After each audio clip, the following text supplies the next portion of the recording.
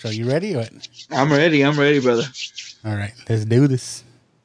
This is crazy. This is crazy. This is crazy. Hey, life's a risk, carnal. Tell me something, my friend. You ever dance with the devil in the pale moonlight? I do a great impression of a hot dog. Billy likes to drink soda. So am I to understand that you men completed your training on your own? That's the fact, Jack! Come on, seriously, who is that? I only came here to do two things, man. Kick some ass and drink some beer. Looks like we're almost out of beer. What is going on, watchers? This is Lucky the Dork Dad, one of your hosts of Now Watch This. And with me, as always, is Little Joe. On a special Father's Day edition of our Now Watch This podcast. Here we go. Yeah, so this one, we've been busy. We'll talk about what's been going on, but it is Father's Day, and we are not together in the studio. We are online today, but we're going to make it work. No, yes, and unfortunately, we are separated. We have been seeing each other since we did the Just Another Friday Night podcast, and that was, 2 Fridays ago, look? Yeah, 2 Fridays, but, we talk about, we're dads, we got stuff to do, man. Joe especially has been busy, but I'll let him talk about that. What's been going on since we last talked? Well, as we know, we're in the summer edition of school here, and while my kids are going to school still, they're not going to school. They go to work out at the school every day. During the weekends is when we have baseball, and baseball typically runs from Thursday to Sunday, and it's not always at a set exact time. I'm not always 3 o'clock, 5 o'clock. Depending on how you do and how it goes, your times are all out there. And then this weekend we were up in Dallas, Texas. Nice. Yeah. So we got to see Cowboy Stadium, the home of the best football team in the world. Boo.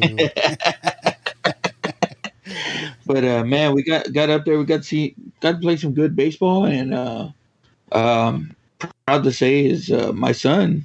While our team didn't do that great this weekend, we played some really good teams. My son, man, he was killing it. So while baseball is very much a team sport, individuals, get marked too, and he, for his to his credit, man, he's been showing out for his dad's here. So that's awesome, man. What was your weekend like, brother? My weekend was a lot of nothing. I put up a new ceiling fan in the house. Hey, that's an accomplishment, man. Because I did that the other day, and I gotta say, I was myself and my daughter were probably the only ones that believed that I can do it. Everyone else was like, "You want to call somebody?" And I was like, "I'm doing this shit. I'm doing it." Yeah. Put up a new fan because it's been hot, man. Oh, dude. Are you listening? You're following ERCO standards and keeping your thermostat at 79, or yeah, are you? Sure. Yeah. I was laughing and it said, at night while you're sleeping, you should keep it at 82. I was like, get the hell out of here. You're fucking crazy. We're in Texas. We're melting over here. Oh, hell yeah, man. And, even I spent, to Dallas, it's a 5-hour trip at least, depending on how traffic is. And then with traffic, you could probably add another hour to that sometimes. Bro, it was, and even, with the air full blast, if you turn the air down for a second, you just start getting hot. So fuck that. Hopefully it's cooler in California. We're going to be planning a trip with the family. So we might have to double up on some shows coming up because I don't want you guys to be missing out. But I'm gonna go see some family in California 4th of July weekend. Well, that's when we're heading up there. I'll be up there for about a week. Luck's gonna go see all his Onda family in Califas. Yep. Kids were a little bummed out because they wanted to go to Disney, but man, I looked up Disneyland and like they're at capacity already. They've already sold out. Oh man, that sucks. Reservations, but whatever. We're going up there to see family. That's what we're doing. There's a lot of shit to do there, anyways. Yeah. But that's all part of being a dad. Since it's Father's Day, like you said, this is our Father's Day edition of Now Watch This, which we're gonna do something a little different. We don't have a movie lined up or anything. One thing we haven't done on the show yet, we haven't talked about TV. Yeah. And we figured it'd be fun. Let's talk about some of our favorite TV dads. Right?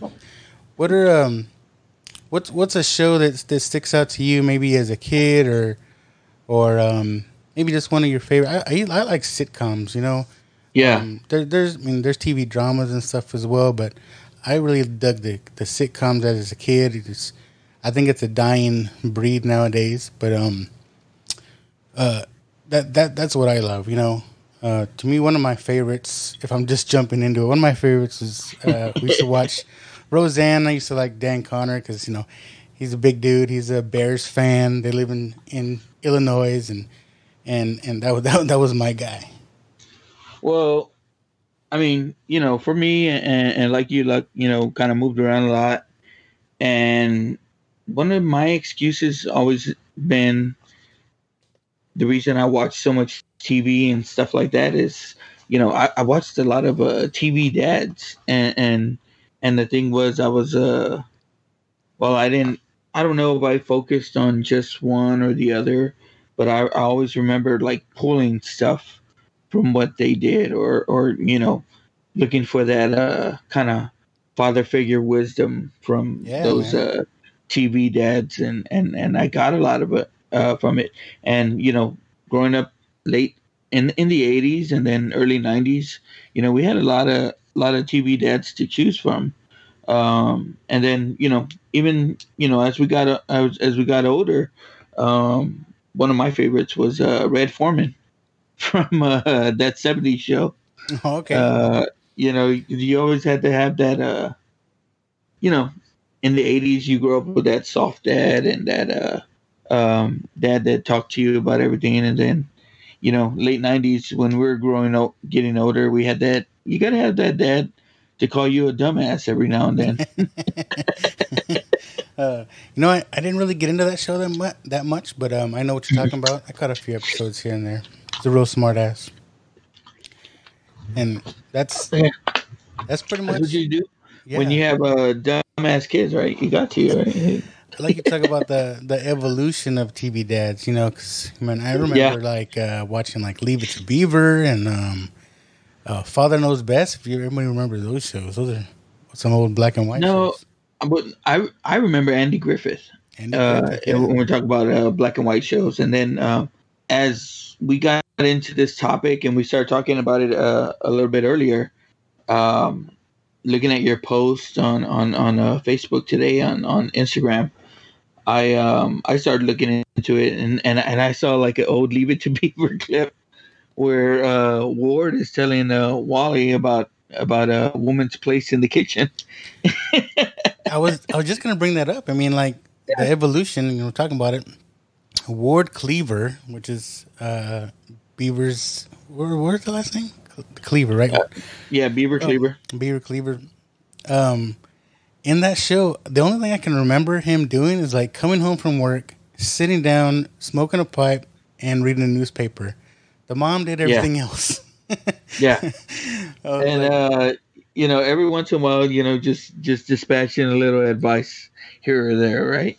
Yeah, it's like the mom handled everything. It's like, I'm gonna do me. I'm gonna sit here and smoke out and leave me alone. And read his newspaper there, right? Yeah. And then so you go from, I remember a little bit of Leave It to Beaver, but also remember the 70s. I mean, guys, both me and Luck grew up in the 80s, so these are all reruns we're watching. It's not we were watching this back in the day, but I remember catching Archie Bunker and All in the Family. and how he was, and he wasn't all soft, and even though he did get real soft for his daughter, but he didn't mind calling his son-in-law there a meathead, throughout the damn show. That's one of those shows. I mean, even if Leave It to Beaver came out nowadays, people would be complaining that about the dad and he's probably and stuff. But Archie Bunker, that show, I know they did like this remake with Jamie Foxx, but I mean, if that show was to really come out nowadays, I mean, the social media would be all over it. The dude's racist and all this stuff. Yeah, but he tackled some of those things, right? Like he got into those things. I remember seeing a clip from one episode where he's talking to his daughter, and she's like, "You'd rather some old blind man work on you rather than some young female doctor?" And he's like, "Yeah, of course." He goes, the female doctors are only around for the gynecological things. But it shows you that mindset back in the day, man. Yeah, and I think, like I said, it wouldn't fly nowadays, even though, I don't know, it's just different times. Yeah, and it's just like, speaking of times, I used to watch Good Times back in the day. Good Times, yes. Yeah, and even that show was well, it had both the mom and dad working. It had the dad. He'd go to work. He'd come home. You'd leave him alone while he's sitting there watching his shows. Yep. He didn't like to be bothered. Inspecting dinner on the table. Yes. That was another good show, man. Dynamite. JJ Walker. Jimmy Walker, right? That was his name. No, it's JJ. But yeah, man, it was. I mean, growing up in the '80s with shows like that, and then it wasn't until like you got to maybe the late '80s, early '90s, and you started seeing like Danny Tanner, who, he wanted a clean fucking house, and he was Mr. Mom, and he had to play both of those roles and everything like that. I remember him being one of the classic ones that I would watch, and I always hear that like he didn't really like playing that role because I think if anybody knows Bob Saget, it's like that's not his character at all. Yeah. If you see Bob Saget stand up, don't expect any fucking There's no Full Danny House Tanner. fucking humor. Yeah. He's closer to his entourage role than that. I think that's just one of those where like, you hear comedians all the time going to do pilots and then like, oh shoot, I guess the show caught on. Now he has to play this role. So. But dude was iconic, man, for the longest, right? Oh yeah, he killed it. So let's get into let's talk about some of our, I guess, our favorites. It's like we could take a ranking.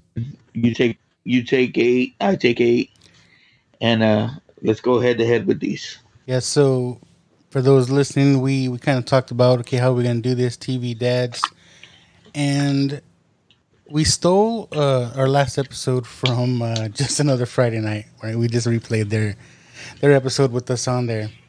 So if anybody listens to Boys with Their Toys podcast, they usually do like a little thing at the end of their shows called the final round. And every now and then they do like this bracket tournament style where they kind of rank things. They ranked like their favorite cereals, fast food places,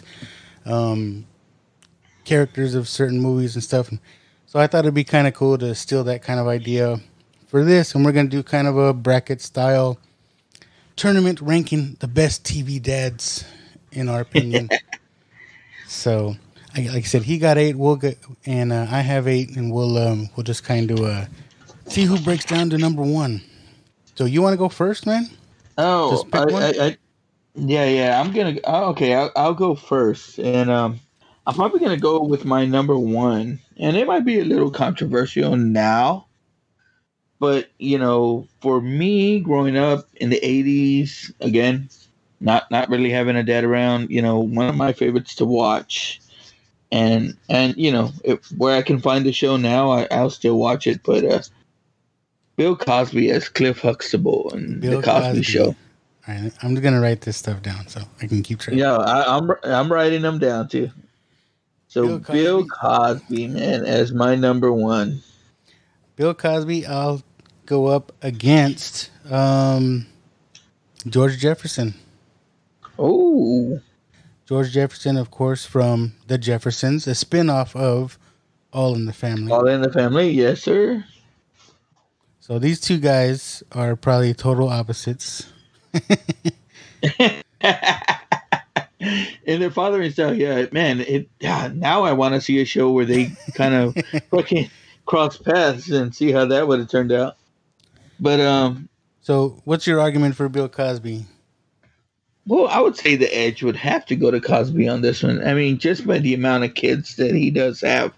What do you have? The 4 daughters and the 1 son, and countless kids that came through that show, and that he had some kind of effect on. But it was all the classic things, and for a lot of people, and a lot of people of color, that was the first time you see someone on TV that wasn't, how do I say it, that had, one of these upper echelon type of jobs where they had money and they weren't, broke or something like this. Of course we had the Good Times sitcom, but, that was a struggling family. This was a family that was, that wasn't struggling so much as a black family in a rich neighborhood. And it was big time for people to see and to watch.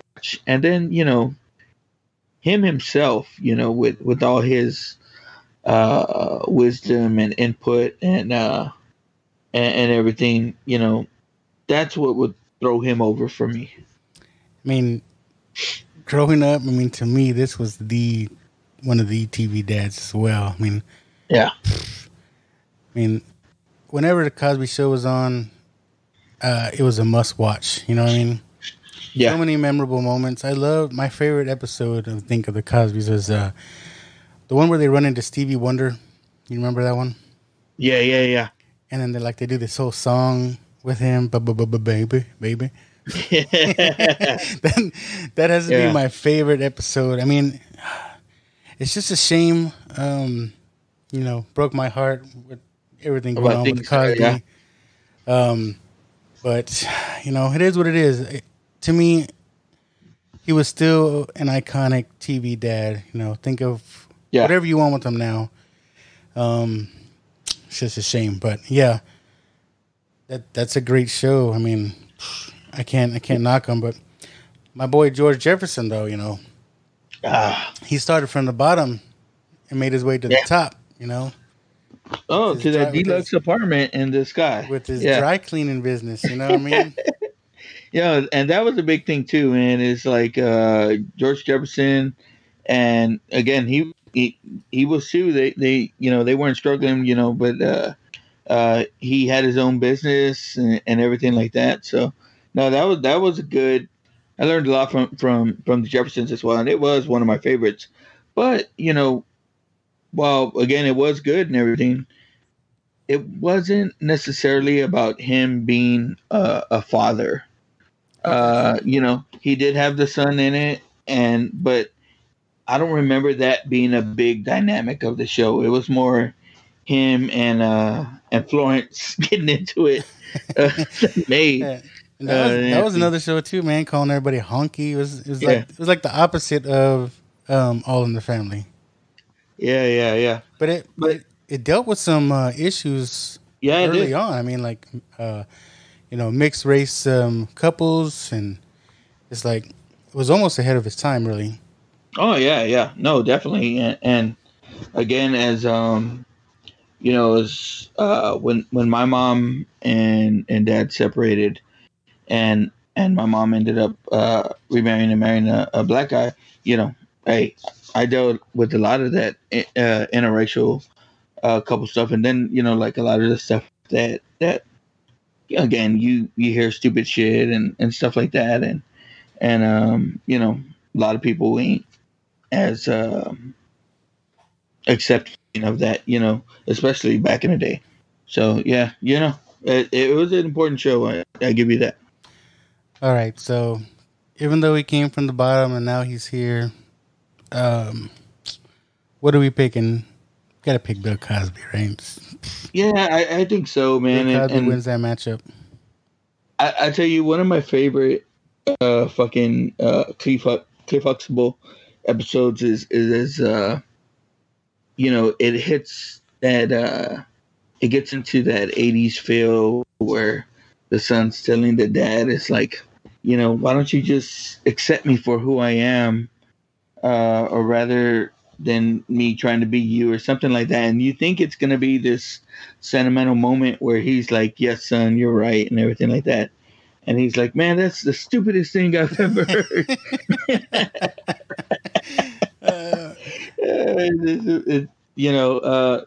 So yeah, Cliff Huxtable, man, he was number one. All right.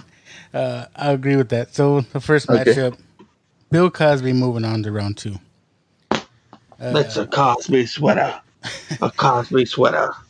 All right, I'll pick. So he'll go. All right, on. you go first. On. You go first, round 2. Well, Bill Cosby's going to go on and face the winners of these next few rounds here. So you think of like a bracket style, right? So he's moving on. Yeah. So the next two that are matching up. Let me cross out Bill Cosby. Let's see. I'm gonna go with Mike Brady. Oh, of course, the dad of the Brady Bunch. Okay. What you got? To counter that, I'm gonna say in the 70s, I'm gonna go with Red Foreman. All right. Same decade, but premiering 20 years apart. I got you. Okay, so let's hear your argument for Mike Brady. Mr. Brady there. Mike Brady had all those cliche dad moments, which always about, do the right thing. And it was real corny. I mean, if you ever watched the Brady Bunch movie that came out like in the 90s, I mean, yeah, that pretty much nailed him. It's like he never really knew what was going on, but he was their dad. He was architect. He built their house. I mean, yeah. I don't know, but again, the mom kind of did everything right. Well, the mom and Alice, right? Yeah. I remember that's another show, though. I mean, dealing with stuff that's a blended family, and talking about it in the 70s. It's like, that's usually just shit that wasn't going on. Yeah, that was a time where it was mostly baby boomers, and used to mom and dad and this and that, but started dealing with divorce. And I don't know the story. I don't remember the story of the Brady Bunch. They might have, I don't know if it was divorce or their spouses passed away, but either way, it was a blended family, right? Well, I mean, it was a story of a man named Brady. But no, it was a good point, but like for me, I didn't watch the Brady so much in the 70s. I mean, well, I wasn't live in the 70s, so of course, but like even reruns. But I remember the Christmas special, which our boy Jerry will be happy that I mentioned that. But when they're older, I remember the Christmas special and him being a center part of that, and them, he goes into the building that he had again he made the plans for, but it was built real shoddy and it ended up coming down in an earthquake or some shit like that. And him ended up being stuck in there. But I remember a clip of him talking to one of the daughters about having braces and convincing her that Cleopatra had braces. So I was like, what the fuck? But no, that's a good TV dad, bro. I get you. I mean, 6 kids, that was a lot to deal with. 6 kids and 3 that weren't yours. Oh, man. Three and Right? three. Nowadays, shoot, I'd be like, go talk to your kids, woman. Those ain't my kids. 3 daughters at that, bro. It's like, oh my god. I got one. She's 7, and she thinks she's 14 already. So I'm like, chill, girl, chill. Don't get me started about my daughter. Okay, right. so Red Foreman. To counter that, I picked up Red Foreman, and I know you said you didn't watch too much of the 70 shows, but Red was your classic dad. And again, you know, while he's always telling them to do the right things, he recognized that his son and his stupid three or four friends that always hang around there are dumbasses. You know, they sit around in the basement and smoke pot, Smoking weed. Yeah, and so, you know, while he does give them some good advice, you know, he does call him a dumbass when need be. They should have shown that part of this Brady Bunch. Yeah, because you know, after all 6 kids went to bed, man, to deal with that shit, you know, they had to smoke a little bit. It was just a little more real. Dad came home, give me a beer. You know what I mean? Yeah. You know, Alice, you know, had his bowl packed when he got home. And, here you go, Mr. Brady. It's chopped and ready for you. But one of the things that I really like about Red Foreman is Eric has a friend named Hyde who didn't have you know, the most steady mom and dad around. So at one point, I think it's during the first season or second season, they take Hyde in, and he becomes a father figure to him. And, you know, that, you know, again, well, being a person that searched for father figures, that kind of endured me to him in that portrayal there. Is that James Masterson? Danny Masterson. Yeah, Danny Masterson. That's what I mean. Yeah. Yeah. He's in trouble too now. Man, I mean, not to get off this matchup right here, but maybe an honorable mention. TV Dad. Did you ever catch The Ranch on Netflix? No, I didn't. Everyone told me I should, man. You need to watch. But I never did. Sam Elliott is the dad. Yeah. Right? And it's got Ashton Kutcher and this guy Danny Masterson. Right. It's just great. Sam Elliott is an awesome dad. Kind of a similar character. He tells his kids off. That's a recommendation. If you watch that show, we got to talk about that show. Oh, I'll definitely check it out. So honorable mention, Sam Elliott. But here it's not coming back because Masterson got in trouble. Yeah, you'll find out. No spoilers, but his character is not in the last season. So, Oh, okay. no spoilers, but Okay, so who do we give this one to? I think I can go with you here and let Brady take this one, but you know, Red Foreman always holds a special place for me. The supportive dad versus the dick dad. All right, we'll take Mike Brady. Okay, Mike Brady. Moving on. Who do you got for the next matchup? all right. So I'm gonna go with, for me, who was one of the best in the '90s, Mr. Philip Banks. Ooh, okay. And you know, I know it's like, I mean, he was a dad too, but he was a father figure as an uncle too. And you know, again, as a kid that was dealing with a lot of that back in the day, that had a special place in my heart. All right, we'll go. I know Uncle Phil was on your list too. So Yeah, of course. But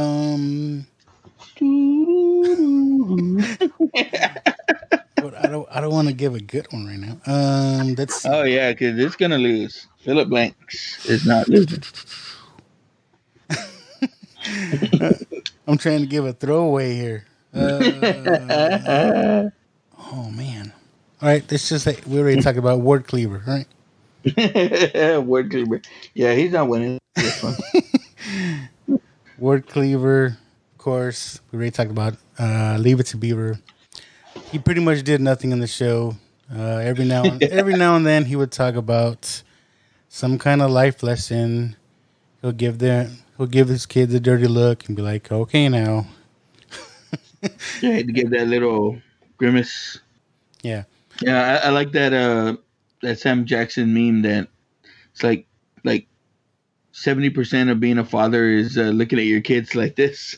It's got that Samuel Jackson fucking with that ugly look on his face. Yeah.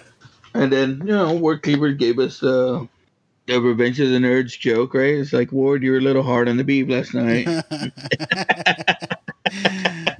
There's some good things out of that show, see? But yeah, man. I mean, for me, Philip Banks. Talk about Banks. Yeah, for me, I mean, dude was just iconic, man. And not only will he take this one, he had the chance to be the top one of them all. But, again, as a dad and an uncle, that one of the best things I heard him come out of him was, they spend all their time giving their kids everything that they didn't have.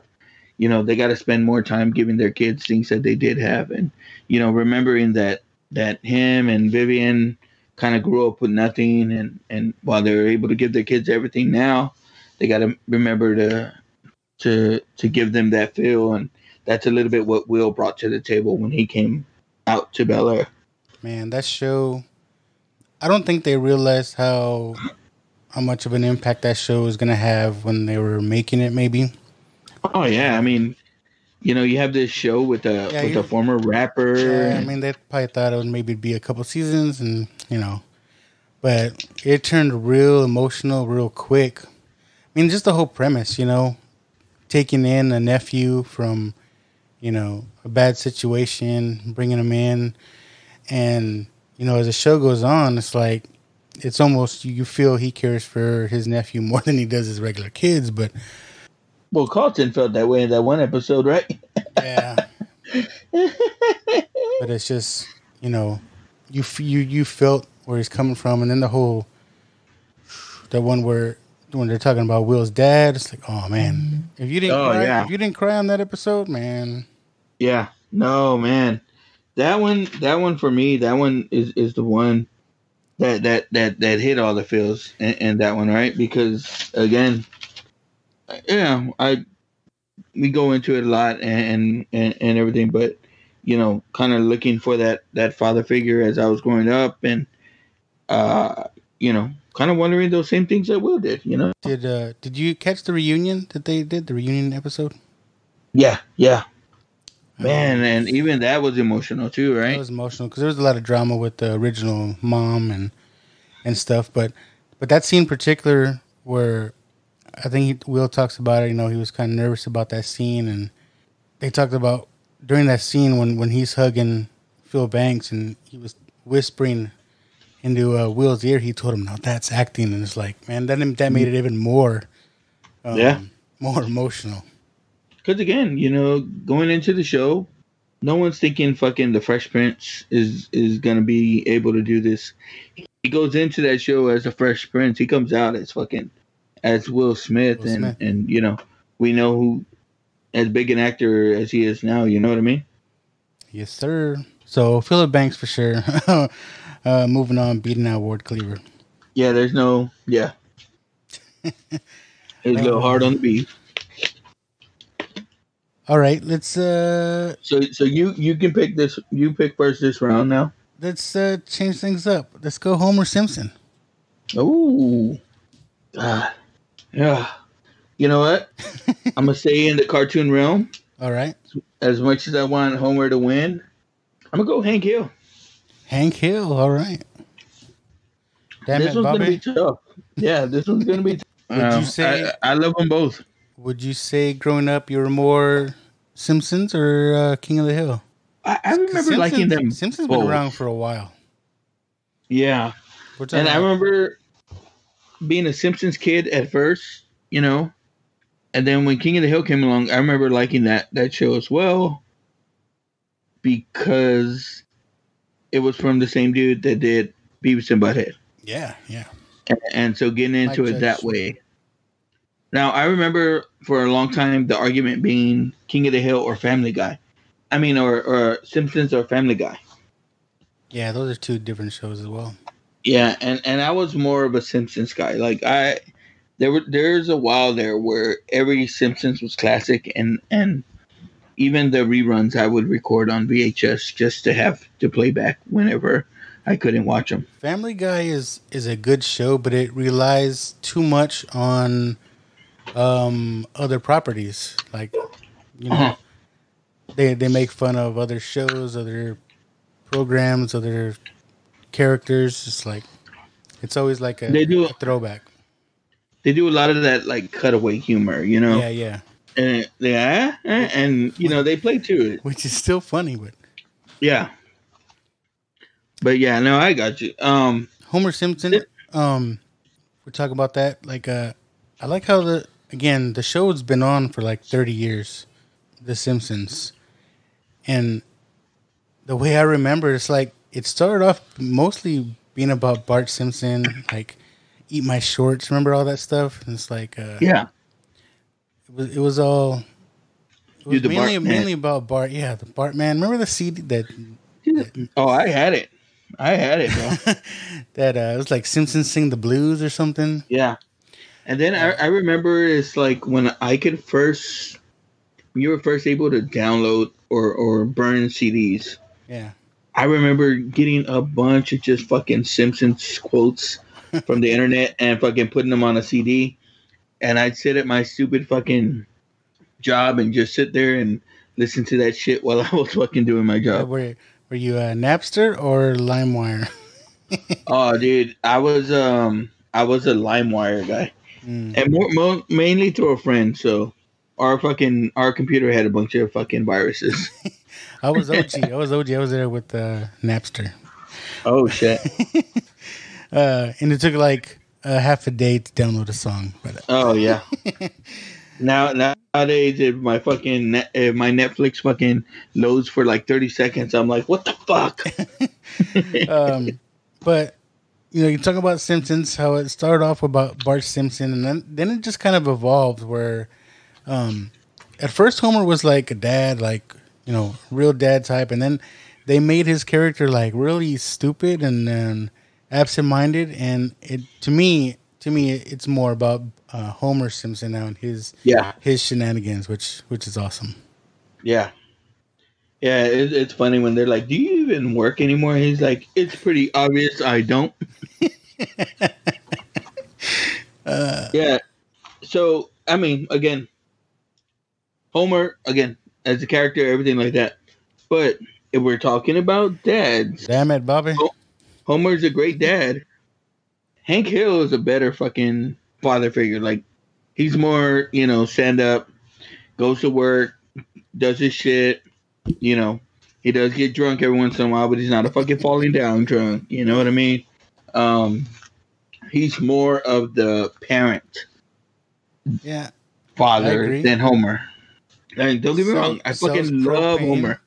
Yeah, but Hank Hill is that fucking straight up dude, right? That fucking 9-to-5 dude, and fucking knows how to grill a steak. He's a man's man, right? Come home, drink some beer with his friends, and shoot the shit. Yeah. One of my favorite fucking parts is when he's out there and he's teaching Bobby how to grill, right? And he's like, you know, your steak should be firm, medium rare, firm, but not too soft.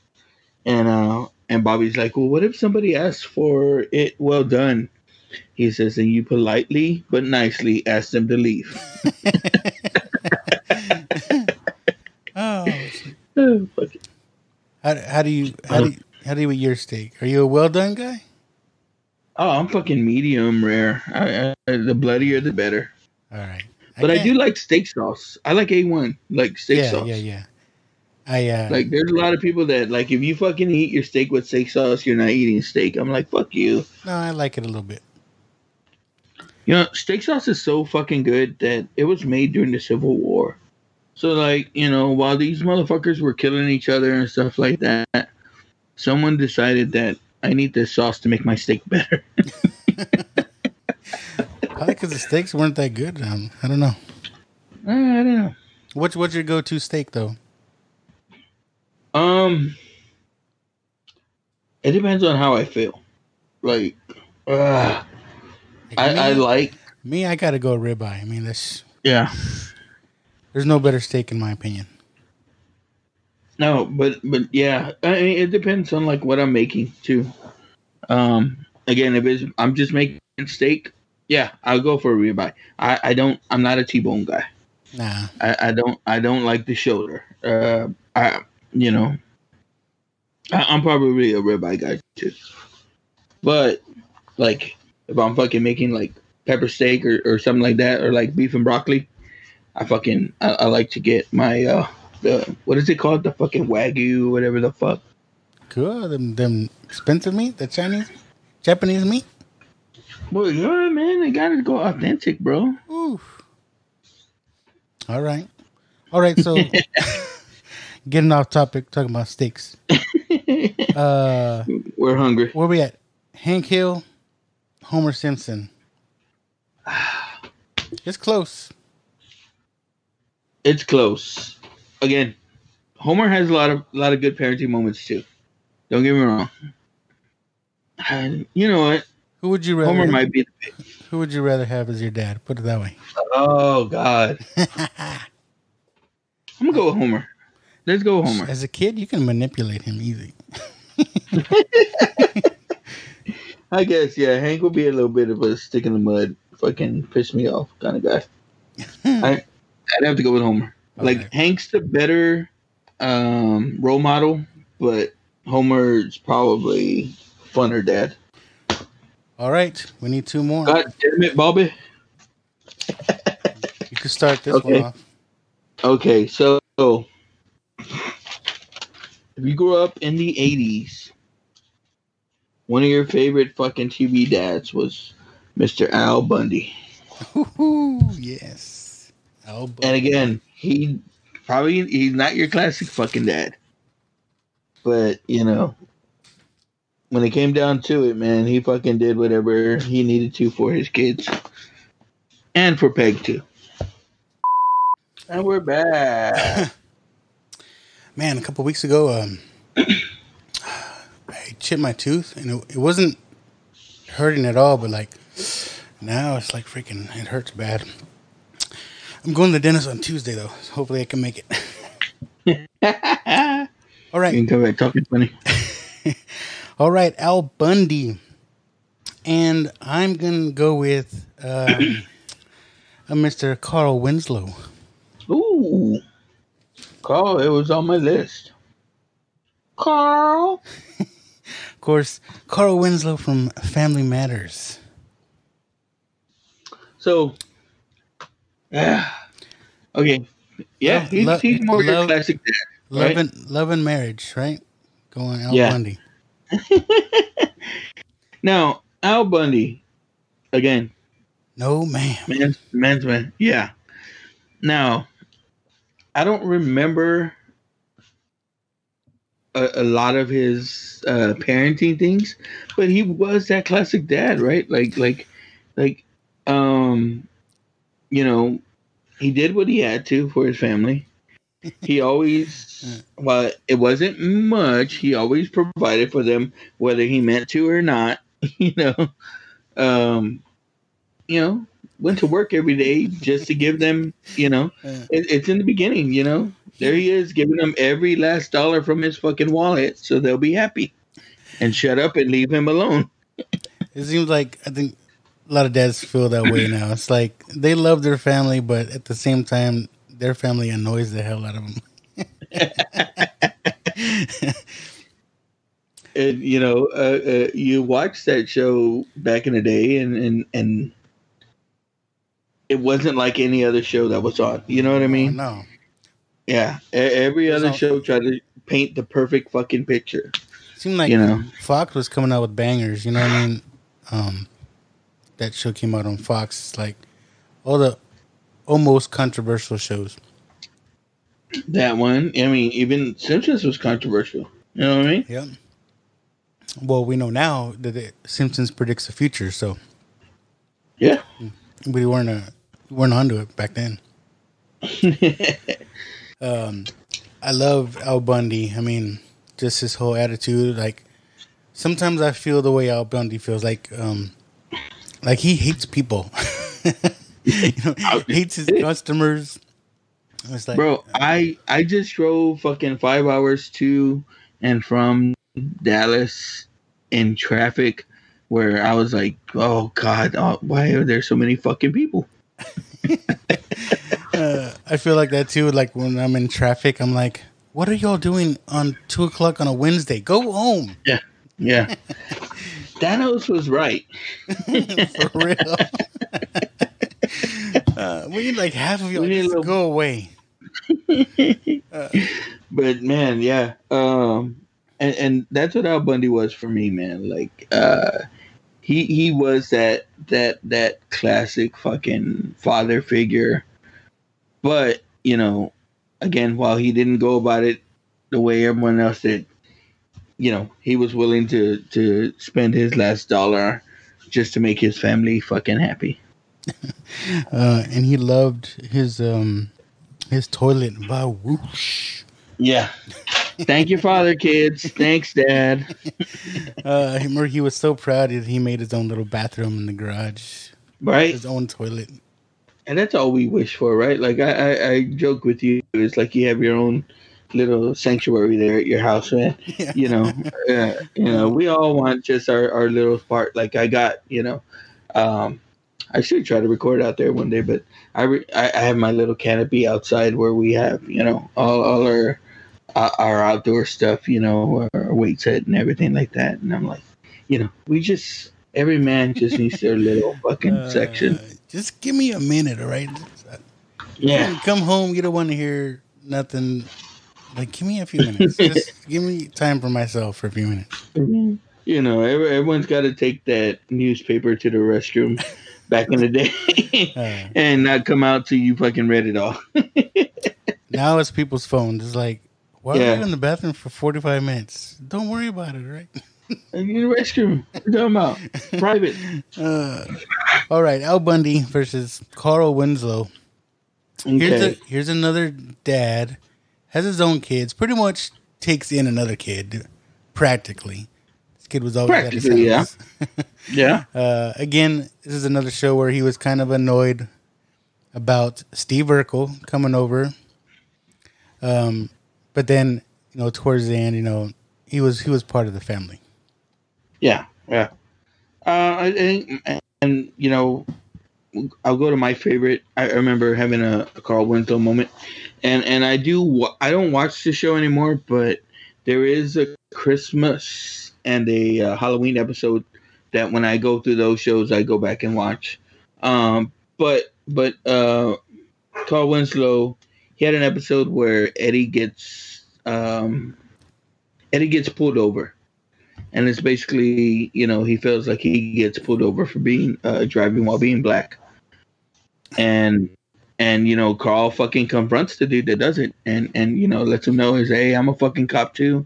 And he goes, oh, you know, if he would have just let me know he's a cop's son, it would have been okay. He's like, no, that's not okay, man. Like, you know, it's like he's a black kid and just because he's a black kid, you know, you did this to him. And then he has to go back and fucking apologize to Eddie because he wasn't believing him at first. But, you know, that was one of my favorite fucking parenting moments altogether, no matter what show it was, you know? And you know what I love about the character, the guy that plays Carl Winslow? His name's, I can't think of his name right now. Reginald Johnson. Yeah, Reginald Johnson. Yes. I don't know how he got pegged. I don't know which came first. I know I haven't seen Die Hard, but you know, I know he's a cop in that movie as well. Yeah. Almost everything I've seen this guy in, he's a cop. I swear. And if anybody's seen Invincible, Because what's his name? Reginald something. If anybody's seen the animated show on Amazon Prime, Invincible, the high school that they go to is this guy's name. It's Reginald something high school. Reginald T. Johnson or something like that, right? and I want to say he voices the principal of that high school, and I think it looks just like him too. No shit, that's badass. But that might be the only thing he's in this. Not a cop, but I swear every time I see this guy, he's playing a cop, and it's great. I mean, I'm sure he digs it. He's like, hey, it's work. Yeah. You know what I mean? But yeah, I got to look that up. I'm curious now. I want to know what was his first role as a cop, because it just stuck with him. Well, I think it's on YouTube. You can go and look. It's either Philip Banks shows up on the Family Matters set, and I guess because they got people would mix them up back in the day. I don't see the resemblance at all, but there were fat, I guess, balding black guys that played fathers. Oh yeah, so, I know what you're talking about. YouTube. But it's like at the end of Family Matters, right? And they bring in yeah. The other part of it was, did you know that Family Matters is a spinoff of Perfect Strangers? And the mom was on Perfect Strangers. Really? Yeah. I don't think I knew that. I didn't know it was... Yeah, I don't know. But what was weird is on Perfect Strangers, she was a cop. Really? Yeah. It's fucking weird, but yeah. Was she a cop? She wasn't a cop in Family Matters. No. She wasn't a cop in Family Matters. Huh. Interesting. Now, there was, I think the other thing about Family Matters was it was a little bit like The Simpsons too, where in the beginning it was about something, but towards the end or like midway through the show, it really just became about fucking Urkel. You know what I mean? Yeah. It was the Steve Urkel show. Which is cool. Yeah. So I'm trying to find it because I know I saw it. So we did a little movie, or the last movie we reviewed was what? No Holds Barred. No Holds Barred. I could be wrong, but I want to say I saw him in there as a cop. And No Holds Barred? No way. If it's not that, it's some other movie I was watching recently. And when I was watching it, I was like, oh, I got to make a note of that because this dude's always a cop. And if I forgot now. I'm going to look it up, though. If I find it, I'm going to post it on you want to know where I think I've seen him in, too, and doing voiceover work is, in Rick and Morty. Really? I could be wrong, but I want to say he's in Rick and Morty. Okay, you're right about Invincible. He is there. I'm wrong about fucking Rick and Morty. You know where the fuck he was on? He was on fucking Brooklyn Nine-Nine as a cop. As a cop. I believe so. Or it might have just been they looked for him for fucking. I know what it is. He's a diehard fan. I know what it is. What is it? It wasn't No Holds Barred. We just had the TV on, and Ghostbusters was on. He's in Ghostbusters too. He's in Ghostbusters as a cop. That's what it was. Yeah. Always a cop, which is awesome. Well, Ghostbusters was way before Family Matters, so. I want to say he was on Monk as a cop too. And a show called Chuck as a cop. Always a cop. Dude. Awesome. All right, this one's gonna be tough. Al Bundy versus Carl Winslow. For me, I gotta go with Bundy, bro. All right. Carl Winslow's too much of a goody two shoes, maybe. Yeah. But plays a great cop. Hey, he was in fucking Turner and Hooch as a cop too. Turner and Hooch, God. Okay. So right now, we got 5 dads picked. I think we got to go one more bracket to make it an even. No, we got to go 3 more brackets. Yeah, got to go to 8. Okay. 8 matchups. All right. So you go first on this one. You went first last time? Yeah, right. I picked out Bundy. All right. Let's go with someone we talked about not too long ago. Let's go with the character named Frank Reynolds from It's Always Sunny. Danny DeVito. Okay. That's an interesting pick. That's out of nowhere. Oh fuck! When he drops his condom on the ground, he's like, "Oh, let me pick up my Maxwell condom for my large schlong." Okay, I'm gonna counter him with the good dad, with Mr. Phil Dunphy of Modern Family. All right. You watch Modern Family? No. Oh God! Which has Al Bundy in it. Yeah. That's twofold for fucking Ed O'Neill. I don't know why. There's like a period of time where I haven't watched as much newer shows. Even though the Modern Family's been out for a while. Yeah, for me, Modern Family, Phil Dunphy does everything like he wants to be that classic dad. So everything that he tries to do, he tries to relate to his daughters and do what they want, he tries to be that classic father or husband and do everything for his wife and then, build all these memories with his son. And, what do we all try to do is we all try to turn our kids onto things that we loved as a kid. And he does a lot of that on the show. All right, you're gonna have to argue for him because I don't know. I don't know the show.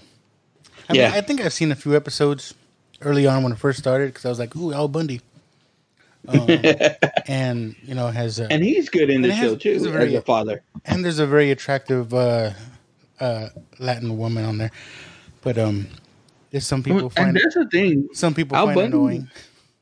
Ed O'Neill, he had Peggy back in the day, and then he has Sofia Vergara on this show. It's like, he's pimping. They give him the good looking ones. I'm telling you.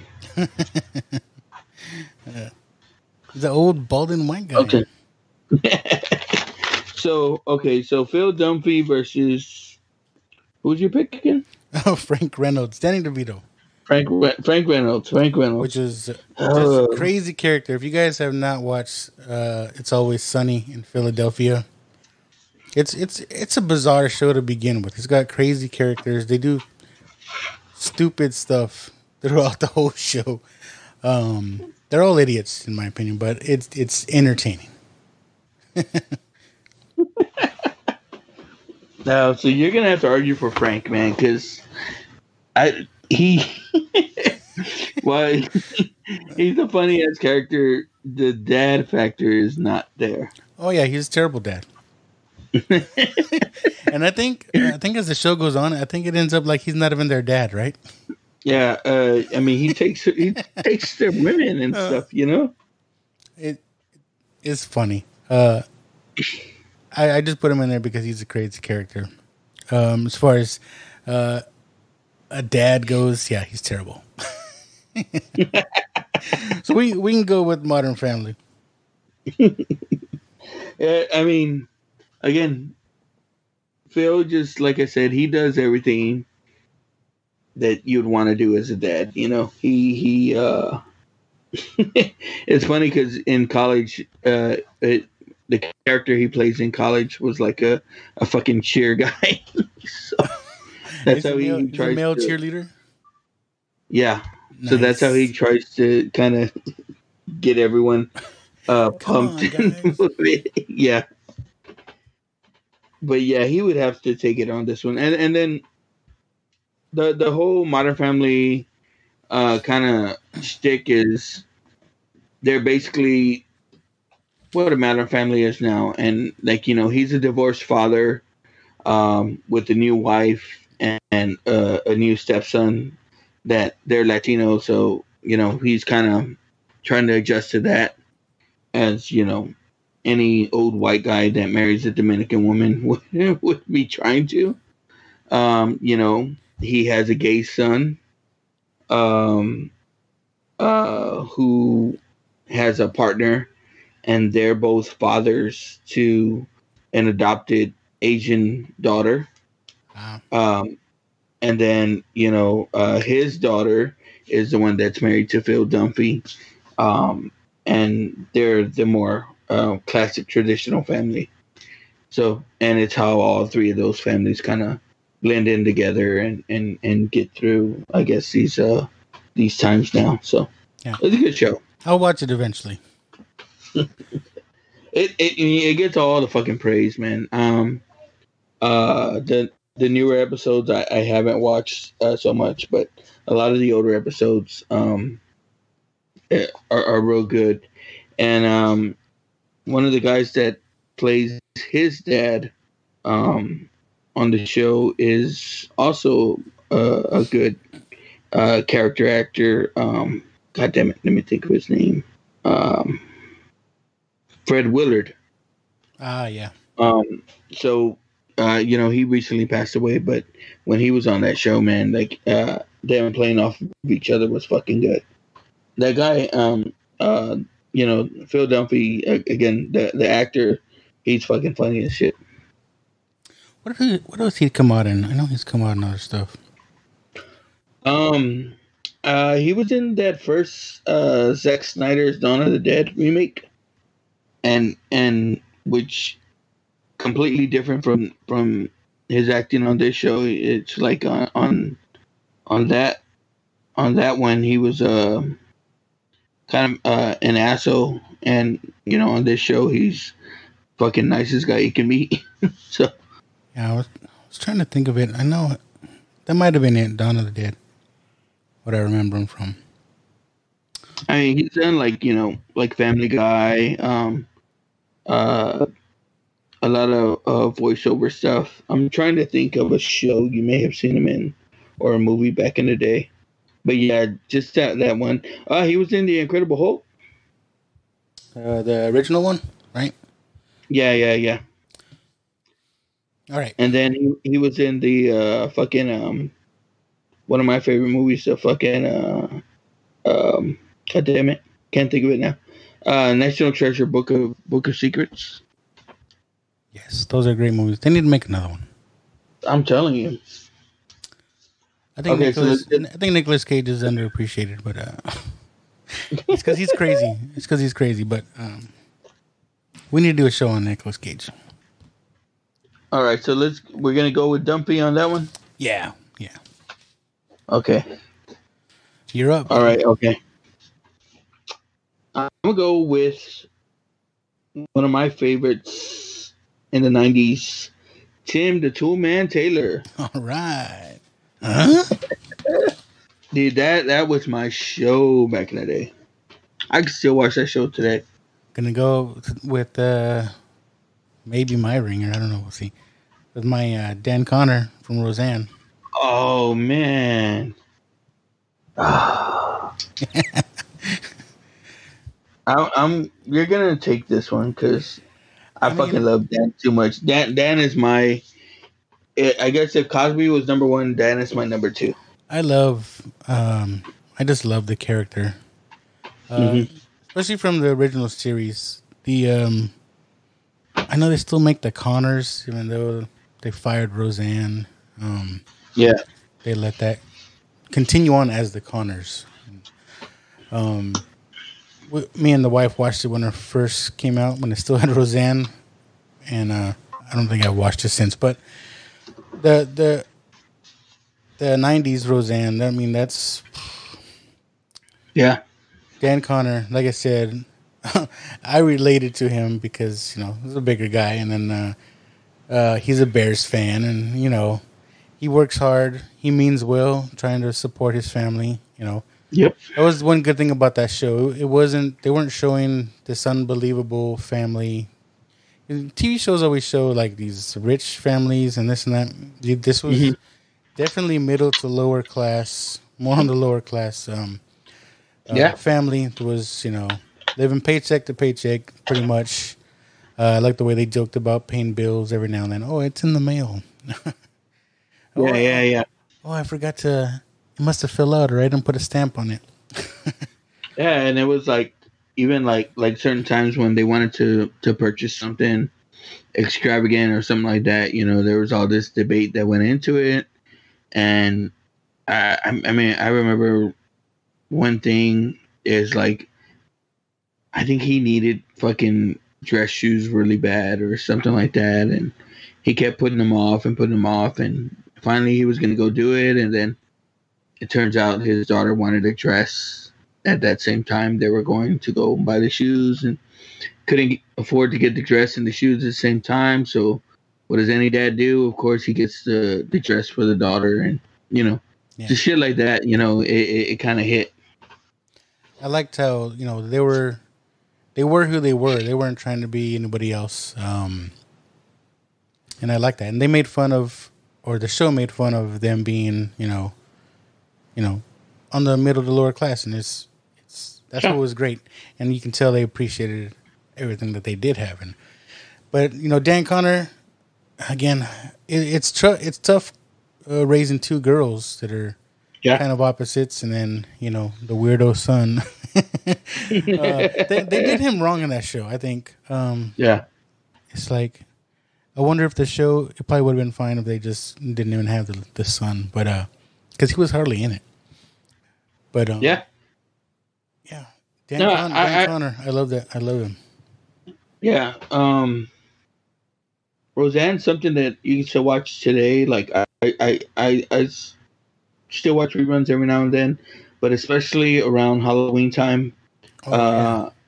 Their Halloween episodes were probably some of my favorites. Oh yeah, man. I wish my family was into Halloween like that. Home Improvement, Tim the Toolman. There were some of my favorites too, but I'd have to give it to Dan Connor on this one, because again, he's one of my favorites. Well, we can talk about Tool Time. I mean, that was a great show too. Yeah, I mean, some people Tim was a classic dad. Some people don't like Tim Taylor. I can't think of his name. Oh, fucking what is it? It's fucking Tim, isn't it? I can't think of his name either now. Drawing a blank. Tim Allen. Yeah. Stupid. And again, like, because he's another controversial character. I mean, he not character, a person. It's been known he was locked up for what I don't remember, and then made his way back. He made his way back up through comedy. He was trafficking cocaine. Oh, nice. Yeah. And then he ended up being Buzz. Yeah. Irony. Yeah. And I mean, fuck, he's Santa Claus, bro. So fuck yeah. We're talking about Robert Downey Jr. making a turnaround. That was a pretty big turnaround for him too. Yeah, and I liked his comedy. Like I've seen his stand-up special and stuff like that, but just him playing the dad, and again, it was more traditional in the show. It was it was three boys. They grew up kind of well off, but the mom wanted to work too. Stuff like that. So it showed how they could have a struggle as well. You know what I mean? And he got into the classic fucking his little hijinks about more power and stuff like that, which was always good. And it was funny. Yeah. But again, I'm with you on this one. I'm all for Dan Connor. All right, Dan Connor. Moving on. All right, we got one more matchup before we hit the next round, I guess you could say. So yeah, we got our winning dads so far: Bill Cosby, Yep. Mike Brady, Philip Banks, Homer J, Al Bundy, Phil Dunphy, and Dan Connor. All right, one more round. So let's you kick off this final round here. All right, I got a couple. I'm back and forth on.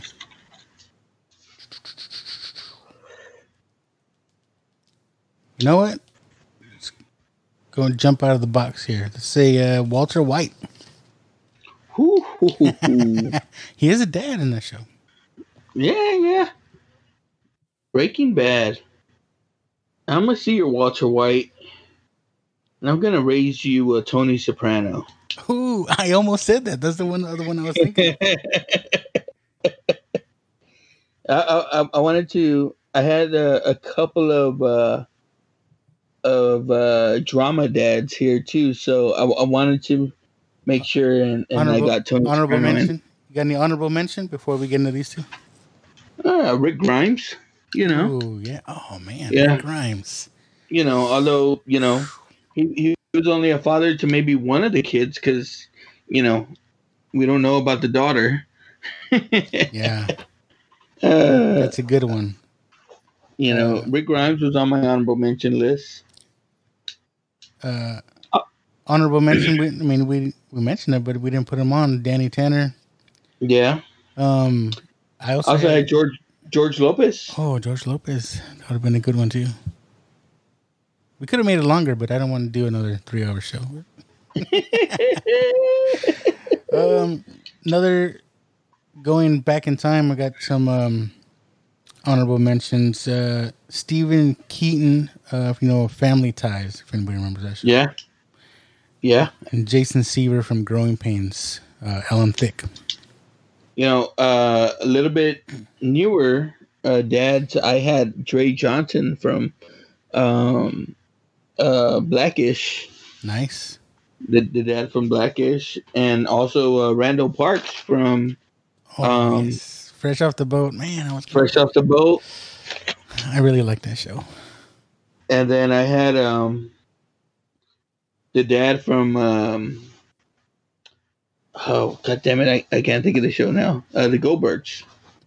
Oh, yes. Oh, that's a good show, too. Yeah. But let's get into our last bracket here. All right.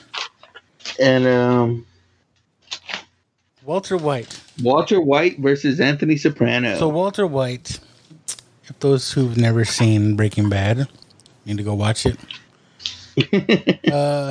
Science teacher finds out he has cancer, and he's trying to make sure that his family is going to be good if he passes. And he gets involved with a young kid selling meth, and ends up selling his own version of meth, and ends up making all this money.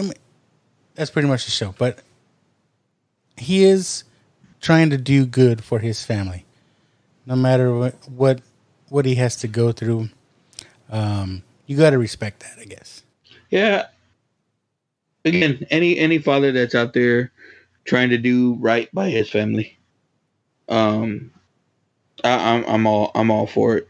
I didn't get that into Breaking Bad though.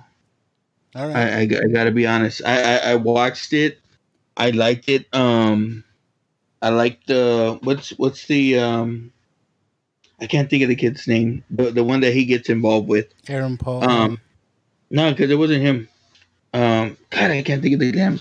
Well, anyway, Jesse he was in a Corn video. Yeah. He was in a Corn video, and I was like, dude, I like this kid. So that's how I got into Breaking Bad and watching that show. Jesse, but you get the classic line, "Science, bitch." he always says, "Bitch." But for me, man, dude was better as the Malcolm in the Middle dad. Yeah. Well, Yeah, when he was in Malcolm in the Middle. Could he use him as that? So I'll go into Tony Soprano. All right. Again, not the classic dad, but to his kids, he tries to play that classic father. Were you into Sopranos at all? Did you watch that or? Not when it was originally out. I watched I binged it like the whole thing afterwards. Remember when Netflix was like mail away stuff?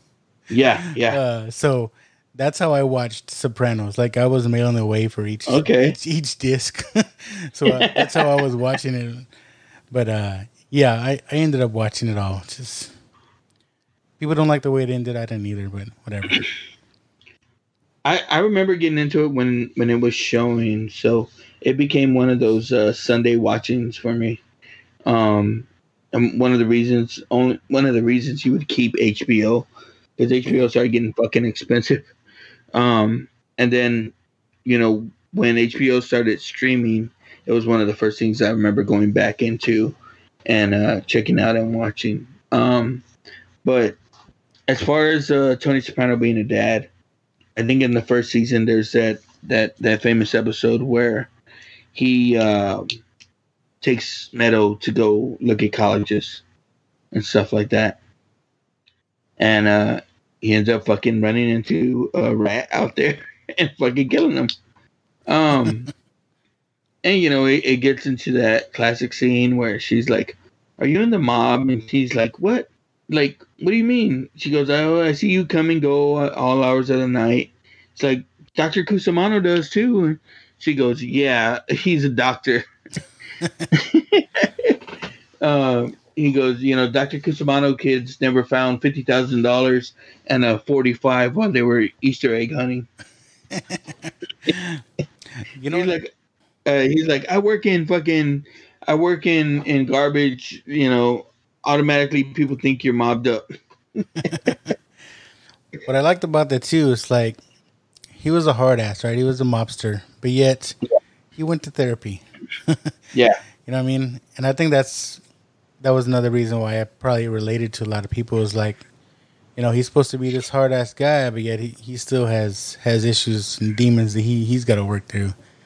Well, and there was like, he didn't always do everything right, but he tried to do right by his kids. Yeah, of course. And for him, he didn't know how to do that all the time, so it was like when his kids, one of his kids' Spanish teachers or something, or one of his teachers' car gets fucking ripped off.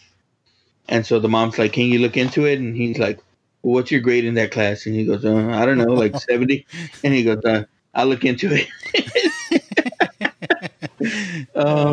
Or like, while they're hardcore fucking mobsters, they're there at their daughter's soccer game, cheering like regular dads and stuff like that. And when they find out the dad wants to leave, the coach wants to leave town, he tries to interfere and fucking he's gonna buy the coach a fucking $6,000 TV, winds up at his house and just to try and get him to stay and stuff like that. So again, well, he doesn't know how to do the right things necessarily. He's always trying to. Yep. What do you think, man? Two similar dads. I don't know Walter White as much, so I gotta go with fucking Tony Soprano. I'm good with that, man. Tony Soprano. So there we are. Moving on to the next bracket. So I say I'm going to go in the order that we did them. So you want to go that way? So I'd say let's go with the last winner and the first winner. Okay. So Tony Soprano versus Bill Cosby, who now I heard that Cosby's the leader of the BGA in there, so they might cross paths if you believe that Tony Soprano lived after the last episode. Spoilers. And I got to go with Cosby, man, because, like I said, I loved it. I love the Cosby Show, and when you think about it, the things that have been said about him, that doesn't even matter. That doesn't matter to me. Yeah. But I was gonna say is like, what's funny is I don't know people. I know people said it before. It's just kind of weird. The show is called The Cosby Show. Yeah, but it's never. That's not their name in the show. They're the Huxtables. It's like thinking about it now. Like he was maybe I don't know if it was like egotistical. Like he thought he wanted his name up there. You know what I mean? Even though that wasn't the name of the show. And I think even things after that. I know he had like some show called like the Cosby Mysteries there was something else too. It was something Cosby. It might have just been Cosby where they tried to make another show. But like he always wanted to have his name up there. You know what I mean? It's like Well, even like he did when he first did Fat Albert and stuff. It was under like the Cosby Kids or something like that. Fat Albert and the Cosby Kids or something like that. Which has nothing to do with it. Yeah, but again, I'm with you on that, man. It's got to be Bill Cosby. It's all the classic Soprano? things he did in that show. Yeah. I'm gonna find that clip for Stevie Wonder and put it in the show. Baby. One of my favorite ones is they had Bo Diddley on the show, and Rudy's boyfriend, the one that they just call Bud. Yeah, he's singing with Bo Diddley. He's singing the blues. Oh yeah, that one's one of my favorites, man. That one, and then there's another when they sing a Ray Charles song to the grandparents. Oh yes, and yeah, Rudy comes out and he's like, "Baby, yeah, the night time is the bright time." Yes. All right, so we're in agreement there. Cosby prevails. Yeah, so if we're going with that same formula, we'll have Mike Brady and Dan Connor. Yes, sir. Yeah, I'm sorry, Mr. Brady. Yeah, he's not going to make it out of this one. Yeah, there's no argument. I think it's Dan all the way. Dan was that one that I still to this day, I guess, I try to emulate. That was an easy one. This might be easy too. Philip Banks. Philip Banks versus Phil Dunphy. Ooh, the Battle of the Phils. It gets me in the feels. I don't know how I feel about that one. Yeah. I think Phil is going to win. Which Phil? It's going to be Banks, man. Yeah, for sure. Right? Banks. It's got to be. I mean, I remember when what is it? It's like he's telling Will something, and he's like, "You need to go, man." And Will tries to give him a dap. He's like, "No, dap. Get your ass out of here. Go."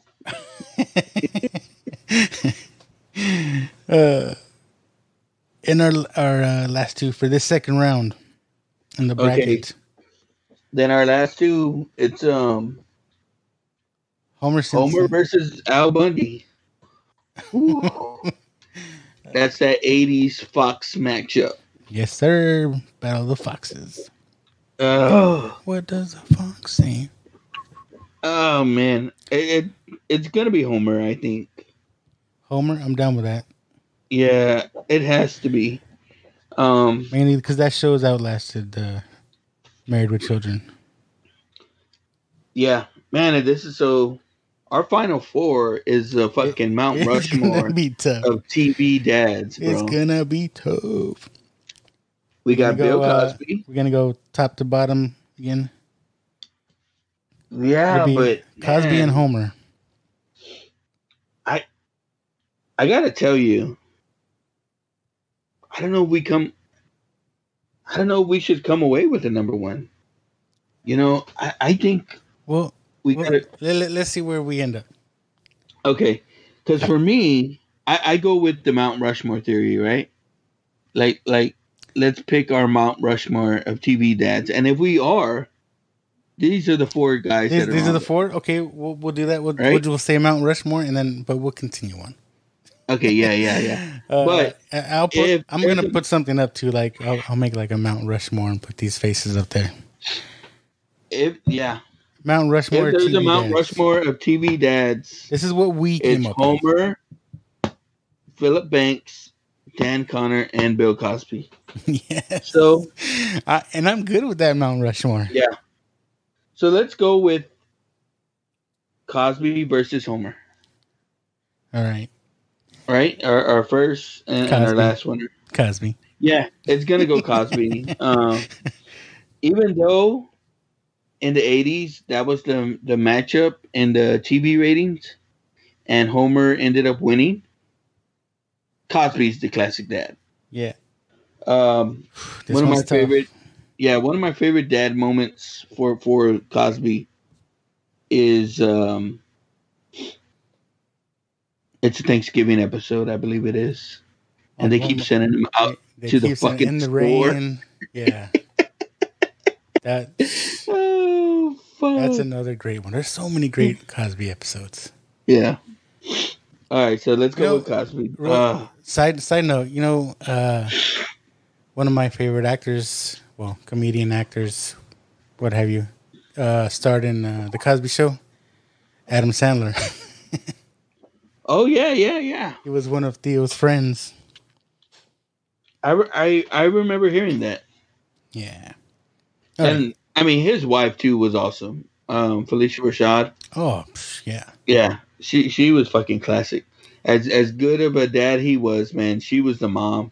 And now she's Creed's mom. Oh, yeah, forget it. Yep. Okay, so this is going to be the matchup, the tough one. Ooh, Dan Connor versus Philip Banks. Philip Banks. Oh, man.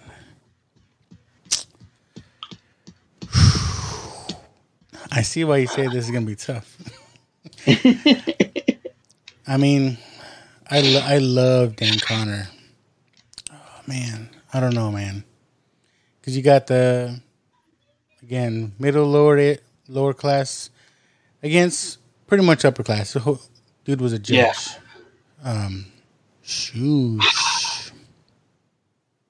I don't know, man. This one's tough for me. Well, I love Dan Connor. Like, again, because I could relate to him more, I would personally pick him. But as the classic father type that you kind of maybe learned more dad stuff from, maybe Philip Banks. Yeah, I mean, you got more. There was more emotional stuff. Mm-hmm. I mean, Roseanne was a good show, but I mean, you got more emotional stuff out of Fresh Prince. I mean, if there was any way to slice it, I would go that route. So, I think I'm good saying Philip Banks. Yeah. So, for our final head-to-head matchup, this might be a coin toss. Yeah, we have Philip Banks versus Bill Cosby versus Heathcliff Huxtable. Well, I mean, it's funny that they're both well-off families. Yeah. Even though we talked about, relating more to real things we can consider real, I guess. Yeah. It's just how these shows hit us. I mean, I don't know. Yeah. I mean, Cosby, again, he wasn't always trying to hit those real emotional ploys, but he always hit real topics. I remember when they dealt with Vanessa drinking, and she was playing some game. So they come home and they say, well, we're going to play that game. And so they come home and they try to play that game, and they're playing with tea. I mean, she don't know that, she's fucking hungover from the day before. Yeah. and they make it, and she's like, "No, you're not gonna make Rudy drink." And it's like, "Yeah, man, we don't want her to be sorry like you. So come on." That was funny. And Yeah, the I girl that remember. played Rudy Huxtable was cute, so cute as when she was little. Mhm. I remember her drinking that little shot glass and like, oh, like, oh. Yeah. And but again, They did talk about a lot of life lessons, and I think- even though they were rich, like they didn't, the kids didn't seem privileged or spoiled. Oh, yeah. Or spoiled as the Banks kids. yeah, and like I mean, there's the one episode where Theo is almost gonna fight this fucking monster guy because he put a joint in Theo's book, and you know, and that guy's really like, "You want to fight me?" And he's like, I don't, but if it means that my parents will know that that wasn't mine, then yeah, I will." And fucking, and I remember Cliff being like, "Man, that's a monster of a fucking dude. Like, you invite him?" But I don't know. I would say at the time I maybe learned more from Philip Banks. As far as, you know, the fatherly advice and stuff like that. You know what? I'm leaning more towards Cosby, but you know what we should do? So I'm gonna post up the Mount Rushmore, right? I'll put something together, and let's let the watchers decide on the winner. Yeah. Okay. What do you think about that? I'm good with it, but I'm gonna tell you right now. I'm more Cosby. You say you're more Banks. Like, you think about, like, okay, Philip Banks. He has, of course, there's the classic episode that we all cry on, right? Mm-hmm. There's another episode where the boys go to jail, and he goes into the jail to bail them out. And you know, he's like, "Did you have those kids' parents there?" No, because we're their parents. And you know, he starts getting into the fucking jailer's ass about letting them go, and you know, he ends up kind of getting them out. That one was one of my fucking favorite episodes. But yeah, I'd go with Philip Banks. All right. I'm all for letting the watchers pick. So, but as far as us, this is the first time we're going to argue. Mm-hmm. Joe's got Philip Banks. I got Bill Cosby, and we're gonna which is weird because they're both my picks, but I'm Philip Banks. We're gonna let you guys decide on the winner, or not really the winner, but who do you guys think is number one? We couldn't come to a decision, so we want to know what you guys think. So I'll be posting that up too. I'll post up the Mount Rushmore first, and then we'll put up the question. But man, this was kind of fun. I liked it. Yeah. It was different, man. Yeah. No. Again, it's still in our realm, you know. Yeah. And the amount of dads that we kind of got into, it shows that we both kind of went after these things, looking after the same things, you know. I know a lot of the people that you mentioned were on my list already, and vice versa there, you know. A lot of the people I mentioned were taken straight off of your list as well. But there are a lot more dads out there. Just, you know, those still just stood out the most to me.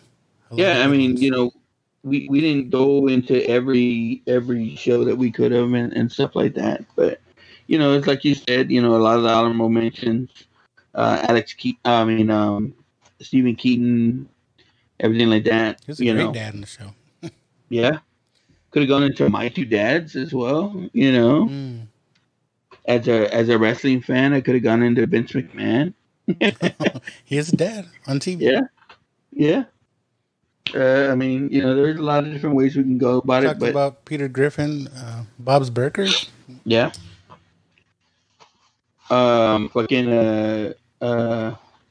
George's dad from Seinfeld. Yeah. But I think we'll go into it. But like you said, we're watching a lot of these shows and kind of learning stuff that we're probably using today. As a father. Yeah, but I like what we did today. I think we should mix these in with our regular shows. We'll just pick a topic and kind of do a bracket. Yeah, and we we can get others involved as well. Maybe it would be sure at least some of the Friday Night Boys would like to get in. Yeah, at least someone else just to break up the tiebreakers. Like if we had a third today, we would have a winner. Well, the third is going to be the Watchers, I guess. So yeah, they're going to be able to break our tie. But I've seen even just with the little bit of picks that we've posted up so far is we've gotten some feedback on our favorite TV dads. I haven't looked. Yeah, have it up. Madeline Little, she put Peter Griffin on there. All right. Mervyn Bolano, she put a 3-way tie with Jack, Phil, and Al. So who's Jack? I don't know. Jack who, Mervyn? Jack who, Mervyn? Chuck is Homer, hands down. He's on Mount Rushmore. Yeah, Adrian Olivati is Uncle Phil, and Philip Terrazas, of course, he likes Uncle Phil as well. So I don't know. Shout out Felipe. Oh, Felipe. But yeah, man. So again, got a little bit of feedback so far on our who's your favorite daddy. Yes, sir. How are we gonna end this? I mean, we don't have no taco rating. No, man. We'll just we go into our ending here, but I was glad we were able to get something in, man, because I was as I was driving back, I was worried. I was like, man, are we gonna end up getting to connect and stuff like that? Oh, we're good. So yeah. Technical difficulties as always when we try to work apart, but we got it through this time. Well, it shows you why I drive like an hour to your house to go do the show, man. Do I live that far? Nah. It's traffic though. 35 all the time. So before we go, I want to throw out there, we do have a new shirt that I put together. Hell yeah. On threeleggedраbbit.com. I don't know. I'm just predicting it's gonna be a bestseller. I like it. You like it, man? Bro, it looks awesome. I put the big logo on the back of the shirt, and I just put the NWT on the front. Yeah, no, I gotta put my order in, but I was telling Chuck already. I was like, dude, Lucky kind of edited out my lonja and everything. So it's the best pic of me I've seen in a while. I mean, you can look at the shirt, and then I made it our new picture for our profile picture. But I mean, it looks a little funny because like you're like behind me, so you look kind of little. But and Joe's a little guy, little Joe. Yeah. So I've never had that problem. I'm good. I'm fine. There's no little joke that I haven't heard before. It's all in fun. But yeah, check out. We got a new shirt. I'm gonna work on a hat. It might just say NWT on it. Because with Lucky and Joe doesn't come out good on the hats. But I'll play around with the design. I want to put up a hat out there. We can. Either way, I like the shirt with our picture on it, man. I'm really liking that one. Yeah, so check that out. And we also support Just Another Friday Night. Those guys asked me to put up some more shirts for them. So go check those out. They got some more designs up there. They wanted some tank tops. I put up some tank tops up there. Yeah, I heard. I'm not a big tank top guy, but Chuck Chuck likes said to show off his he wanted arms, a man bikini. So Chuck likes to show off his arms, so I don't know. Yeah, he's got the gun, so you know. Like to give everyone tickets to the gun show. So yeah, check those out. Just Another Friday Night on 3leggedrabbit.com. That's the number 3leggedrabbit.com. And just look under podcast gear. And I think I try to put like their own page. It's just Another Friday Night if you want to look for those.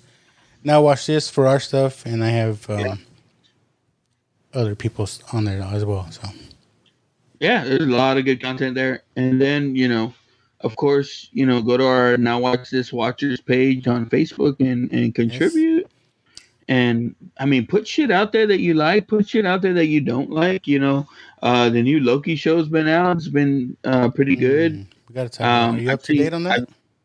I am up to date, man. I've been watching and I've gone back because you know how fucking Marvel is. They sprinkle all kinds of little Easter eggs and shit in there, and I try to get into that as much as I can. I like to go back and watch all that stuff on YouTube and whoever else, because you know, like I said, I am a fan of a lot of things, but I'm not an expert on anything.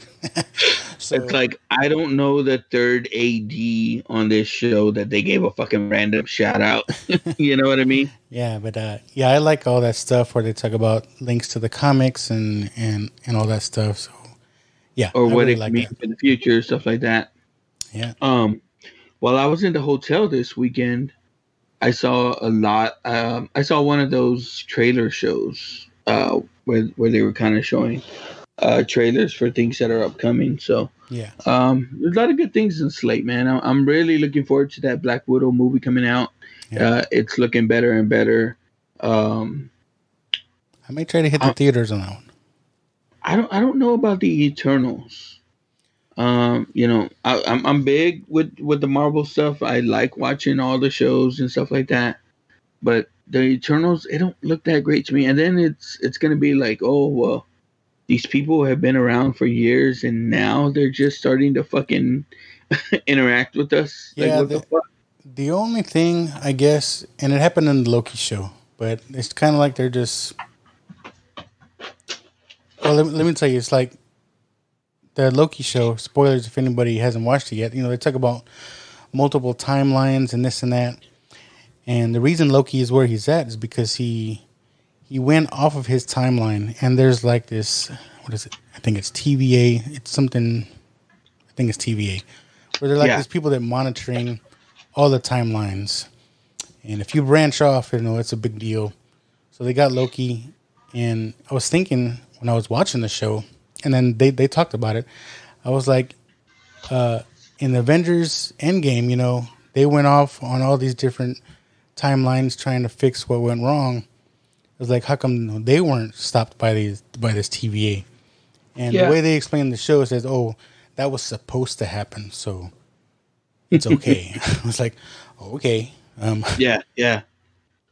There's a lot of people that run into the fact that the Infinity Stones don't mean shit on the show.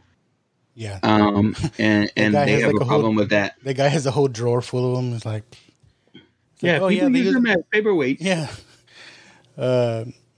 I put up that meme. I copied it from somewhere where it shows Black Widow, Scarlett Johansson looking all sad, and it says something where she realizes where they had extra stones. Like, oh, yeah. But yeah, so I mean, I'm interested to see in where they're going with it. You know, so we'll see. To be honest with you, when I looked at the Falcon and Winter Soldier, like the first couple of episodes, I wasn't too impressed. But over time, I liked it for what it was. Yeah, it was good. I think it was a slower burn. I mean, it hit people different. But yeah, I mean, overall it was good. I think I liked Bucky's story in that show more than Cap's, but yeah. But like, you're talking about Eternals and stuff coming out. People are kind of unsure about it. You know, there was a movie that came out that Marvel did that people had no clue who they were, which was Guardians of the Galaxy. Yeah, and look how that turned out. It's like, so I got to have faith in what's coming. Faith in Kevin Feige. Oh yeah. One I think is a sleeper too. I'm hoping it's more than what Ant-Man is, but I think people are probably going to consider it more to Ant-Man. How it's kind of like it's there but not necessary. But this whole Shang-Chi and the 10 Rings, I'm really looking forward to that. I'm crossing my fingers and hoping it's good.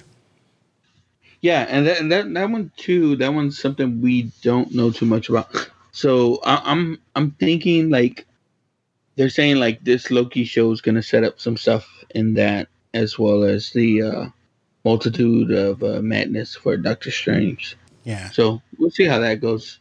The thing about the externals or internals, whatever the fuck it's called, Eternals. Yeah. Is like I said, it's like, okay, all this shit has been going down with like Thanos and everything like that, and now y'all motherfuckers are interacting. I know, like they knew they knew everything that was going on. Yeah. But yeah, we'll see. I'm like you. I'm like, in Feige we trust. So we'll see. Either way, we're gonna see it. Oh fuck yeah! Either way, they got my money. So. Either way. I guess something else I've been watching too. You keeping up with I don't know if you like cartoons, but the Bad Batch that's on Disney Plus. I have not watched. Did you watch the Clone Wars at all? I mean, you don't have to watch the Clone Wars to know what's going on, but that was the thing too. Is like now, like people are going and they're like, well, you got to watch Clone Wars, and then you got to watch this. It lines up with this and stuff like that. I'm like, I mean, you don't have to. I think you can jump in. It makes it seem like this whole big old fucking thing that I won't have time to go back and get into. Yeah, I would say I'm trying. I would say if you want to, I know there's YouTube videos that just kind of give like a recap of everything that happened on the Clone Wars. Yeah, but the Bad Batch, I'm digging it so far. I haven't been watching it. Then like a couple of days ago, I just kind of watched them all, and so I'm up to date. But yeah, it might be one of those things I throw on, not expecting too much from, and getting into. I tried to watch a show the other day that I never got into back in the day. I'll be honest, I've been hearing our boy Jerry Davila talk about it recently on one of his old shows, and it was Psych. You ever watch Psych? No, I don't know what that is. It's this show with this guy who his dad was a cop, and so him and his friend, his dad kind of raised him to be fucking like very observant of all his surroundings and stuff like that, and so he kind of turns it into where he's like psychic, right? Okay. And he makes his own private detective agency, and that show's pretty fucking funny, man. Like it's pretty good. The dude's from San Antonio too. Really? Like the lead actor in it. I think the show's over now, but it's fun to kind of have one of those shows you can kind of like. I like to have these shows that I watch either like. I hate to say it like this, but like I fall asleep to. And they're just like comfy shows that it's not like good background shows. Yeah, I'm not having to think too much, you know, and I can get in and out of it. So I've been kind of, well, you know, all of us during you know this time is kind of looking for new stuff to watch or stuff that we didn't watch. It's one of the shows I regret that I didn't get into before, but I'm starting to like now. I don't know if I mentioned it before, but I think I did. I was watching Kim's Convenience on Netflix. Yeah. I finished it, but one of the reasons I was watching it, the guy that's playing Shang-Chi that's coming up is on that show. So if you want to get used to seeing that guy on the screen, I would recommend that. So, and I don't know if it's that show, but I heard it kind of came out of a Facebook page or I don't want to say TikTok, but it was something like that where it was this Asian girl kind of doing skits about her life and everything like that, and it ended up becoming a show. I don't know, maybe because it's Canadian. It's kind of weird. It's about a Korean convenience store in Canada. So, yeah, take that what you will. But it's a good show. I mean, yeah, I liked it. You got anything else, man, before we head out? No, man. Like I said, it's kind of a busy weekend. I'm just glad we were able to fucking get together, bro. I was worried about it. I want to make sure that we are staying on point. Like I thought it was a good idea last week to do, because we did Chuck and Adam show Friday, and then we stole their show to put it. Stole it. And because a lot of the good podcasts that I do listen to do that shit. Is that to try and grow more listeners is especially when they're debuting, they'll debut on another podcast. Yeah. So, while you have your regular downloads that you download, every Tuesday this show comes out and I download it. It'll come out as that show, but it'll be another show that they're kind of previewing, and you can kind of get a taste of it and see if you like it or not. So I hope we helped them out as well as ourselves, Yep. and promoting the show, you know what I mean? Yep. And if you haven't noticed yet, our shows, I'm trying to put them out on Wednesday, so we're going to watch it Wednesdays. So that's when our show is coming out. So and like I said again, we're trying to stay consistent, guys. Both Luck and I have been working like crazy. Yep. But just like everybody else is right now. At the same time,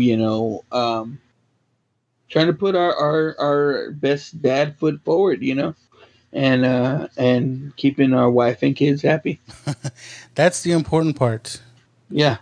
Because at the end of the day, we're both dork dads, and family first, right? This is just a hobby we do for you guys. For ourselves, we got to keep ourselves happy too. Yeah. It's everyone needs that mental health kind of break and fix, and this is it for us, man. All right, I think I'm good. If you're good, I'm good, brother. All right. Remember, watchers, it's Phil, or it's Philip Banks, or Bill Cosby. Who's it gonna be? And remember, as always, keep watching and keep listening. All right. This is crazy. This is crazy. This is crazy. Hey, life's a risk, carnal. Tell me something, my friend. You ever danced with the devil in the pale moonlight? I do a great impression of a hot dog. Billy likes to drink soda. So am I to understand that you men completed your training on your own? That's the fact, Jack! Come on, seriously, who is that? I only came here to do two things, man. Kick some ass and drink some beer. Looks like we're almost out of beer.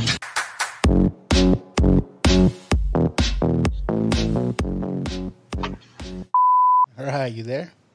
What's up? You in bed or what?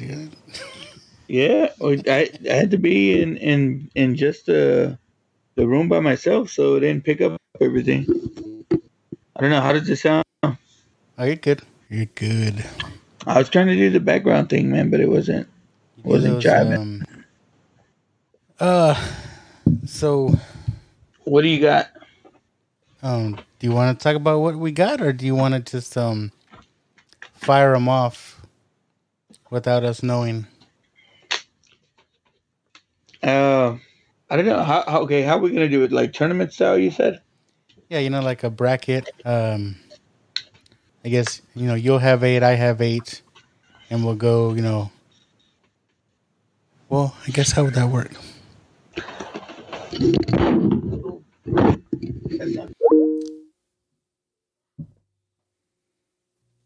And we're having technical difficulties.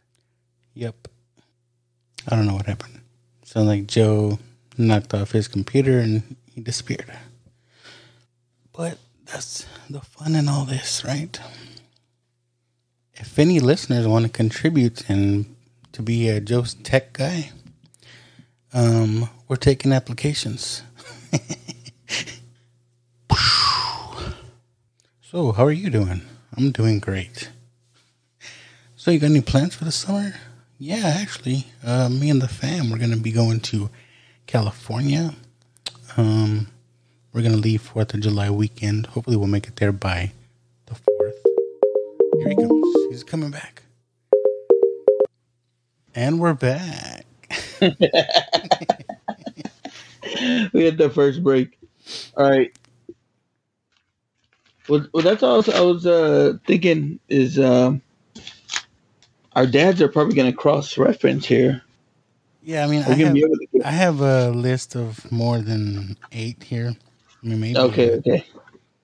Maybe it'll be more fun where you pick one and then I pick someone to go against, and the next round I'll start. You know what I mean? Okay, let's do that. Yeah, let's do that. It's a little more fun, I think. And this one, I don't think this one will go 3 hours. So I don't know. You never know, man. But I think I kind of think we should. I don't know. But like, this kind of fits into what we do. I mean, it's talking about TV. Yeah. We haven't talked about TV yet. No. So I think it's good. So, and our Father's Day edition. Yeah, I like it. Father's Day edition. Now watch this. Dads to watch. Yep. Favorite TV dads. I like it. All right. So, how do you want to kick this off? We'll start off talking about how you've been busy, man, and then we'll start just talking about Father's Day, and then I just get into it. Just start talking about shows. Well, we haven't talked about TV, so maybe we're talking about shows we used to watch as a kid, and then we'll just kind of jump in. Okay, what are our favorite TV dads? No. Let's go. All right, you ready? I know you got to work tomorrow. Yeah, I'm ready. No, I'm good. You know what? I've even got your husband saying baby. Let me see. Baby.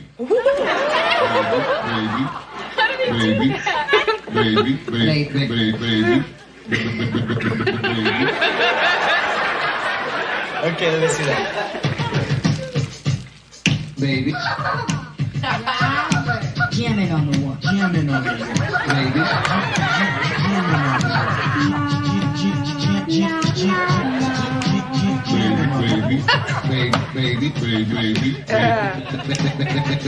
Baby.